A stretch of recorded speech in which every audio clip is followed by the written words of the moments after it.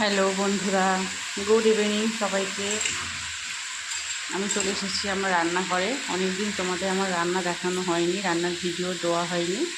তো এই এখন হচ্ছে এটা চিকেন কষা হচ্ছে এদিকে, তবে চিকেনটা দিয়েছি। আর এই দিকটা হচ্ছে ওই যে গলা মেটে, তারপরে স্টমাক, বুঝেছো? তোমার দাদাভাই খেতে খুব ভালোবাসে, সেই জন্য ওর জন্য এটা হচ্ছে আলাদা। আর এদিকে আমাদের জন্য চিকেন হচ্ছে। তো ভাত আছে, আর রুটিও সকালে রুটি করেছি, রুটিও আছে। ঠিক আছে, তো ওইসব আর কিছু হবে না, শুধু এখন চিকেনটা হবে।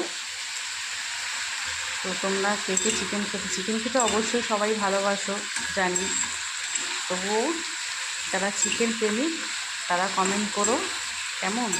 আর আমার চ্যানেলটাকে সবাই একটু সাবস্ক্রাইব করে দিয়ে লাইক কমেন্ট করো, ভালো লাগে তোমাদের কমেন্টগুলো পড়ি, ভীষণ ভালো লাগে। তোমরা এভাবে যে আমাকে সাপোর্ট করছো, এটা আরও ভালো লাগে। এইভাবে আমার পাশে থেকেও আমাকে সাপোর্ট করো ভীষণভাবে। তোমরা না পাশে থাকলে, না সাপোর্ট করলে আমি এগোতে পারবো না। তোমাদের সাপোর্ট, তোমাদের ভালোবাসা অবশ্যই আমার দরকার। তো দেখো, দুদিকে বসিয়ে দিয়েছি, কারণ দুদিকে না বসালে হবে না।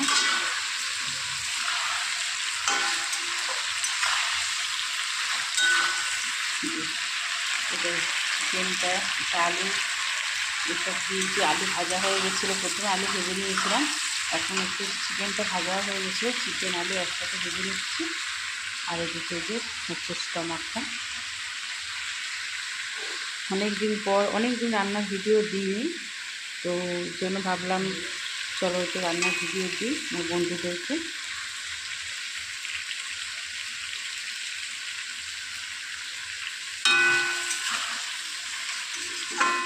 আমাদের আজকে ডিনার এটাই, চিকেন কষা, রুটি, ভাত, বা যে মুড়ি খাবে মুড়ি, যে ভাত খাবে ভাত, যে রুটি খাবে খাবে।